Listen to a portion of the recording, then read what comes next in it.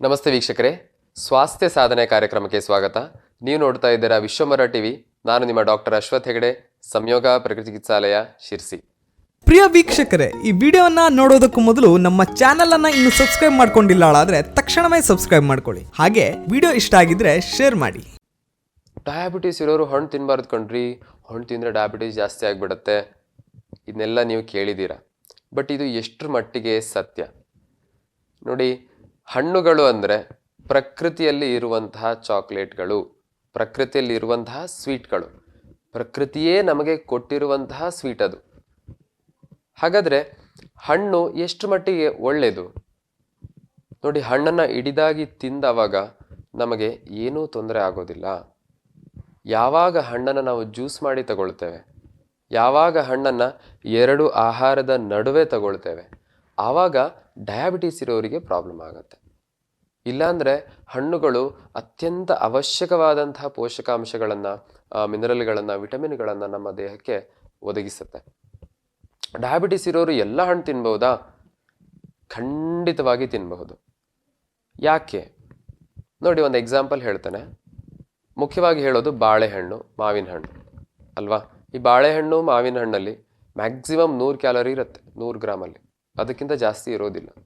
But ಅದೇ ನಾವು ಅನ್ನ, ಚಪಾತಿ, ರಾಗಿ ಇದನ್ನೆಲ್ಲ ನೋಡಿದವಾಗ 100 ಗ್ರಾಮಲ್ಲಿ 250ಕ್ಕಿಂತ ಜಾಸ್ತಿ ಕ್ಯಾಲರಿ ಇರುತ್ತೆ. 250ರಿಂದ 350 ವೇರಿ ಆಗುತ್ತೆ, ನೀವು ಯಾವ ವೆರೈಟಿ ಅನ್ನ ಹಾಕಿ ಯೂಸ್ ಮಾಡ್ತೀರ ಅನ್ನೋದ್ರ ಮೇಲೆ.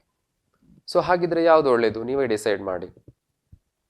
ಖಂಡಿತವಾಗಿ ಹಣ್ಣುಗಳು ಅವಶ್ಯಕ, ಹಣ್ಣುಗಳು ಬೇಕೇ ಬೇಕು. ಎಸ್ಪೆಷಲಿ ನಮ್ಮ ಡಯಾಬಿಟೀಸ್ ರಿವರ್ಸಲ್ ಪ್ರೋಗ್ರಾಮಲ್ಲಿ ನಾವು ಪ್ರತಿನಿತ್ಯ ಹಣ್ಣುಗಳನ್ನು ಖಂಡಿತವಾಗಿ ಸೇವನೆ ಮಾಡಲಿಕ್ಕೆ ಹೇಳ್ತೇವೆ. ಬಟ್ ಆ ಹಣ್ಣುಗಳನ್ನು ಸರಿಯಾದ ರೀತಿಯಲ್ಲಿ ತೆಗೆದುಕೊಳ್ಳುವಂಥ ವಿಧಾನವನ್ನು ನಾವು ತಿಳ್ಕೊಬೇಕಾಗಿರುತ್ತೆ ಡಯಾಬಿಟೀಸ್ ಇರೋರಲ್ಲಿ. ಸೊ ಹೇಗೆ ತಗೊಳ್ಳೋದು ನೋಡಿ. ಡಯಾಬಿಟೀಸ್ ಇಲ್ಲದೆ ಹೋದರೆ ಹಣ್ಣನ್ನು ಫಸ್ಟಿಗೆ ತಗೊಂಡು ಆಹಾರವನ್ನು ತಗೊಂಡ್ರೆ ಬಹಳ ಒಳ್ಳೆಯದು. ಇದೇನಾಗುತ್ತೆ, ನಮ್ಮ ದೇಹದಲ್ಲಿ ಉಳಿದ ಆಹಾರ ಜಾಸ್ತಿ ಹೋಗದೆ ಇರೋ ಹಾಗೆ ತಡೆಯುತ್ತೆ. ಬಟ್ ಡಯಾಬಿಟೀಸ್ ಇರುವವರಲ್ಲಿ ಆ ಇನಿಷಿಯಲ್ ಪ್ರಾರಂಭದಲ್ಲಿ ಇನ್ಸುಲಿನ್ ಸೆಕ್ರೀಷನ್ ಪ್ರಮಾಣ ಕಡಿಮೆ ಇರೋದ್ರಿಂದ ಹಣ್ಣನ್ನು ಫಸ್ಟಿಗೆ ತಿನ್ನಬಾರ್ದು, ಹಣ್ಣನ್ನು ಕೊನೆಯಲ್ಲಿ ತಗೊಳ್ಬೇಕು. ಮತ್ತು ಹಣ್ಣು ನಮ್ಮ ಆಹಾರದ ಭಾಗವೇ ಆಗಿರಬೇಕು. ಈಗ ನಾನು ಹೊಟ್ಟೆ ಬಿರಿ ತಿಂದ್ಬಿಟ್ಟು ಹಣ್ಣು ತಿನ್ನಬೇಕು ಅಂತ ಹೇಳಿದ್ದಾರೆ ಡಾಕ್ಟ್ರು ಅಂಥೇಳಿ ಮತ್ತೆ ಹಣ್ಣನ್ನು ಆ್ಯಡ್ ಮಾಡಿದರೆ ಅದು ಎಕ್ಸ್ಟ್ರಾ ಕ್ಯಾಲರಿ ಆಗಿ ಸೇರಿಕೊಳ್ಳುತ್ತೆ. ಮತ್ತು ಹಣ್ಣನ್ನು ತೆಗೆದುಕೊಳ್ಳುವಾಗ ಹಣ್ಣಿನ ಜೊತೆಗೆ ಸ್ವಲ್ಪ ನಟ್ಸನ್ನು ಇರ್ಬೋದು, ಇಲ್ಲ ಕೆಲವೊಂದು ಪ್ರೋಟೀನ್ ಇರುವಂತಹ ಕಾಳುಗಳನ್ನು ಇರ್ಬೋದು, ಈ ಥರ ಸೇವನೆ ಮಾಡಬೇಕು. ಅಂದರೆ ಅದಕ್ಕೆ ಮಿಕ್ಸ್ ಮಾಡಬೇಕು ಅಂತಲ್ಲ, ಇದಾದ ನಂತರ ಅದನ್ನು ತಗೊಳ್ಳೋದು, ಆ ಥರ ಅಭ್ಯಾಸ ಮಾಡಬೇಕು. ಆವಾಗ ಹಣ್ಣಲ್ಲಿರುವಂತಹ ಸಕ್ಕರೆ ಪ್ರಮಾಣ ನಿಧಾನವಾಗಿ ನಮ್ಮ ರಕ್ತದಲ್ಲಿ ಹೀರ್ಕೊಂಡು ರಕ್ತದಲ್ಲಿ ಸಕ್ಕರೆ ಪ್ರಮಾಣ ವೇಗವಾಗಿ ಜಾಸ್ತಿ ಆಗುತ್ತೆ ಕಡಿಮೆ. ಯಾವುದೆಲ್ಲ ಹಣ್ಣುಗಳನ್ನು ಸೇವನೆ ಮಾಡಬಹುದಪ್ಪ? ಎಲ್ಲ ಹಣ್ಣುಗಳನ್ನು ಸೇವನೆ ಮಾಡಬಹುದು. ದ್ರಾಕ್ಷಿ, ಕಿತ್ತಳೆ, ಮೂಸಂಬಿ, ಪೈನಾಪಲ್, ಕಲ್ಲಂಗಡಿ ಇದೆಲ್ಲವನ್ನು ಆರಾಮಾಗಿ ತಿನ್ನಿ, ಏನೂ ತೊಂದರೆ ಆಗೋದಿಲ್ಲ. ಸಕ್ಕರೆ ಪ್ರಮಾಣ ಜಾಸ್ತಿ ಇರುವಂತಹ ಚಿಕ್ಕು, ಬಾಳೆಹಣ್ಣು, ಮಾವಿನ ಹಣ್ಣು, ಸೀತಾಫಲ ಇದನ್ನು ಸ್ವಲ್ಪ ಕಡಿಮೆ ಪ್ರಮಾಣದಲ್ಲಿ ತಗೊಳ್ಬೇಕು. ಈಗ ಮ್ಯಾಂಗೋ ಸೀಸನ್ ಬಂತು ಅಂದರೆ ಇವು ತುಂಬ ಟೆಂಪ್ಟ್ ಆಗುತ್ತೆ, ಮ್ಯಾಂಗೋ ತಿನ್ಬೇಕಂತ. ಒಂದು ಸ್ಲೈಸ್ ತಗೊಳ್ಳಿ, ಒಂದು ಅರ್ಧ ಮಾವಿನ ಹಣ್ಣು ತಿನ್ನಿ. ಯಾವಾಗ? ಊಟ ಆದ ನಂತರ, ತಕ್ಷಣ. ಅಂದರೆ ಆಹಾರದ ಜೊತೆಗೇ ಹೋಗಬೇಕದು. ಆಹಾರ ಜೊತೆಗೆ ಹೋದಾವಾಗ ಅದು ನಿಧಾನವಾಗಿ ಹೀರುತ್ತೆ, ದೇಹಕ್ಕೆ ಏನೂ ತೊಂದರೆ ಆಗೋದಿಲ್ಲ. ಬಟ್ ಯಾವುದೇ ಕಾರಣಕ್ಕೂ ಹಣ್ಣನ್ನು ಜ್ಯೂಸ್ ಮಾಡ್ಕೊಂಡಾಗಲಿ, ಮಿಲ್ಕ್ ಶೇಕ್ ಮಾಡಿ ಆಗಲಿ ಕುಡಿಬಾರ್ದು. ಅಥವಾ ಹಣ್ಣನ್ನು ಏನೋ ಹಸಿವೆ ಆಯಿತು ಅಂತ ಮಧ್ಯೆ ತುಂಬ ಹಣ್ಣು ತಿನ್ನೋದು, ಆ ಥರ ಮಾಡಬಾರ್ದು. ಡಯಾಬಿಟೀಸ್ ಇರೋರಲ್ಲಿ ಡಯಾಬಿಟೀಸ್ ರಿವರ್ಸ್ ಮಾಡಲಿಕ್ಕೆ ಬಹಳ ಮುಖ್ಯವಾಗಿ ಬೇಕಾಗಿರೋದು ಆಹಾರವನ್ನು ಸರಿಯಾದ ಗ್ಯಾಪಲ್ಲಿ ತಗೊಳ್ಳೋದು.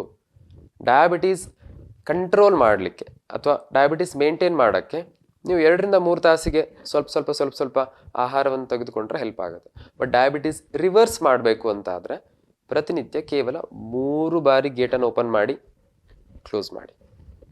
ಬ್ರೇಕ್ಫಾಸ್ಟ್, ಲಂಚ್, ಡಿನ್ನರ್, ಬೆಳಗ್ಗೆ ತಿಂಡಿ, ಮಧ್ಯಾಹ್ನ ಊಟ, ರಾತ್ರಿ ಊಟ, ಇಷ್ಟು ಮಾತ್ರ. ಮಧ್ಯದಲ್ಲಿ ಏನೂ ತೆಗೆದುಕೊಳ್ಳದೆ ಇದ್ದರೆ ಬಹಳ ಒಳ್ಳೆಯದು. ಮೊದಲು ಒಂದು ಸ್ವಲ್ಪ ಏನೋ ಒಂಥರ ಹಸುವಾದ ಥರ ಫೀಲ್ ಆಗತ್ತೆ, ಸ್ವಲ್ಪ ನೀರು ಕುಡೀರಿ, ಅಬ್ಸರ್ವ್ ಮಾಡಿ. ಲೋ ಶುಗರ್ ಆಗುತ್ತೆ ಅಂತ ಅಬ್ಸರ್ವ್ ಮಾಡಿ. ಲೋ ಶುಗರ್ ಆದರೆ ಮತ್ತೇನೋ ತಗೊಳ್ಳಿ, ಆಗಿಲ್ಲ ಅಂದರೆ ಬಿಡಿ, ನಿಧಾನ ಬಿಡ್ತಾ ಬನ್ನಿ. ಖಂಡಿತವಾಗಿ ನೀವು 3 ಟೈಮ್ಸ್ ಮೀಲ್, 3 ಸಾರಿ ಊಟ ಮಾಡೋದನ್ನು ಅಭ್ಯಾಸ ಮಾಡಲಿಕ್ಕೆ ಸಾಧ್ಯವಿದೆ. ಓಕೆ. ಸೊ ಹಾಗಾಗಿ ಸ್ನೇಹಿತರೆ, ಹಣ್ಣನ್ನು ಖಂಡಿತವಾಗಿ ತಿನ್ನಿ, ಲಿಮಿಟಲ್ಲಿ ತಿನ್ನಿ, ಆಹಾರದ ಕೊನೆಯಲ್ಲಿ ತಿನ್ನಿ, ಆಹಾರದ ಭಾಗವಾಗಿ ತಿನ್ನಿ. ನಿಮಗೆ ಎಷ್ಟು ಹೊಟ್ಟೆ ತುಂಬುತ್ತೆ ಅದಕ್ಕಿಂತ ಒಂದು 70% ಅಷ್ಟೇ ತಿನ್ಕೊಂಡು ಆಮೇಲೆ ಉಳಿದ ಒಂದು 20-30% ಹಣ್ಣಲ್ಲಿ ಫಿಲ್ ಮಾಡ್ಕೋಬಹುದು. ಆವಾಗ ಖಂಡಿತವಾಗಿ ನಿಮಗೆ ಡಯಾಬಿಟಿಸ್ ರಿವರ್ಸ್ ಮಾಡ್ಕೊಳ್ಳೋಕ್ಕೆ ಹೆಲ್ಪ್ ಆಗುತ್ತೆ. ಸೊ ನಾನು ನಿಮ್ಮ ಡಾಕ್ಟರ್ ಅಶ್ವಥ್ ಹೆಗಡೆ. ಮುಂದಿನ ವಿಡಿಯೋದಲ್ಲಿ ಭೇಟಿಯಾಗೋಣ. ನಮಸ್ತೆ. ವೀಕ್ಷಕ ಮಹಾಪ್ರಭುಗಳೇ, ನಮ್ಮ ಚಾನಲ್ ಅನ್ನು ಸಬ್ಸ್ಕ್ರೈಬ್ ಮಾಡಿ, ಶೇರ್ ಮಾಡಿ, ಪ್ರೋತ್ಸಾಹಿಸಿ.